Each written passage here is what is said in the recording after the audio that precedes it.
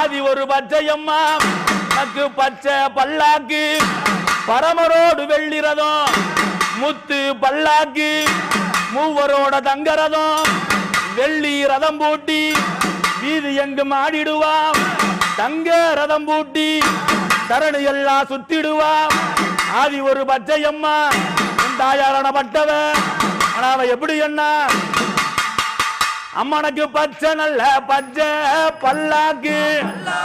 பல்லாக்கு அந்த பரமரோட வெள்ளி ரதம் பல்லாக்கு ஈஸ்வரிய நகு முத்து நல்ல பச்சையம்மா பல்லாக்கு பல்லாக்கு நகு மூவரோட பச்சையம்மா ஒன்னு ரதம்